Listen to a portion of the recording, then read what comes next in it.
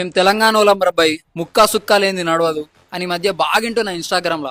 మరి వీళ్ళకి తెలంగాణ ఔన్నత్యం, వైభవం, చరిత్ర తెలుసా తెలియదా నాకు తెలియదు, కానీ అసలైన తెలంగాణ అంటే ఏంటో నేను చెప్తా వినండి మిత్రమా. శాండ్ బాక్స్ టెక్నాలజీతో ఇసుక పునాదుల పైన ఎర్త్క్వేక్ రెసిస్టెన్స్ అంటే భూకంపాలను తట్టుకునే విధంగా 13th సెంచరీలోనే కాకతీయుల వారసుడైన గణపతి దేవుడు సామ్రాజ్యంలో నిర్మించారు మిత్రమా. ఒక నగరాన్ని నిర్మించాలంటే గుడి నీళ్లు ఉండాలని, గుడి చెరువులు ఉండాలని గుడి చెరువులను నిర్మించారు మిత్రమా.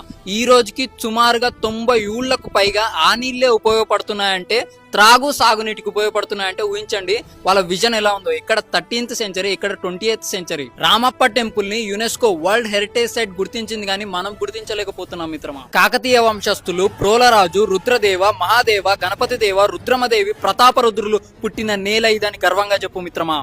అంతెందుకు గోన గన్నారెడ్డి పుట్టింది కూడా ఈ నేలలోనే అని చెప్పు మిత్రమా.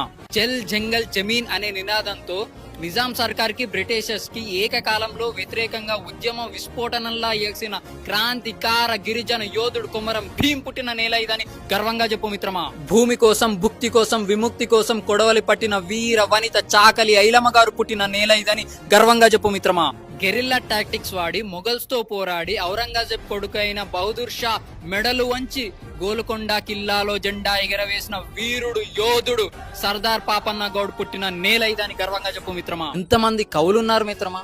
నా దేశం భగవద్గీత, నా దేశం అగ్నిపునీత సీత, నా దేశం కరుణాతరంగ, నా దేశం సంస్కార గంగ అని చెప్పిన జ్ఞాన పీఠ అవార్డు గ్రహీత సింగిరెడ్డి నారాయణ రెడ్డి గారు పుట్టిన నేల ఇదని గర్వంగా చెప్పు మిత్రమా. ఇందుగలడు అందులేడని సందేహము వలదు చక్రి సర్వోపగతుడు ఎందెందు చూచినా నందందే గలడు దానవాగ్రని వింటే అని రాసిన బొమ్మెర పోతన గారు పుట్టిన నేల ఇదని గర్వంగా చెప్పు మిత్రమా. నా తెలంగాణ కోటి రతనాల వీణ అని చెప్పిన దాశరథి కృష్ణమాచార్య గారు పుట్టిన నేల ఇదని గర్వంగా చెప్పు మిత్రమా. ఇంకో 4 వారాల్లో దేశం దివాలా తీస్తుందన్న సమయంలో ఆర్థిక సవరణలు చేసి సోషలిస్ట్ ఐడియాలజీ నుంచి క్యాపిటలిస్ట్ ఐడియాలజీగా మార్చి ఆ అధిక పన్నులు తీసేసి మీకు ఫ్రీగా ల్యాండ్ ఇస్తాం, కరెంట్ ఇస్తాం, ట్యాక్స్ కూడా 10-15% కడితే చాలు, కానీ కంపెనీలు పెట్టండి అని ఆహ్వానించి దేశ ఆర్థిక వ్యవస్థని నిలబెట్టిన మాజీ ప్రధాని పివి నరసింహారావు గారు పుట్టిన నేల ఇదని గర్వంగా చెప్పు మిత్రమా. తెలంగాణలో ఎన్ని నదులు, వాగులు, జలపాతాలు ఉన్నాయి. గోదావరి, కృష్ణ, భీమ, మంజీర, డిండి, ప్రాణహిత, తుంగభద్ర, మున్నేరు, పాలేరు, పెనుగంగ, పైర, తాలిపేరు, ఇలా చాలా ఉన్నాయి చెప్పుకుంటూ పోతే. తెలంగాణలో ఎంత ఖనిజ సంపద ఉంది. Singareni is the 2nd largest coal producer in Bharat. అట్లా గ్రానైట్ ఉంది, లైమ్ స్టోన్ ఉంది, క్రిస్టల్ క్వార్ట్స్ ఉన్నాయి, చాలా ఉన్నాయి ఖనిజాలు. టైం సరిపోక పార్ట్ 2 కూడా చేసాము, స్టే ట్యూన్.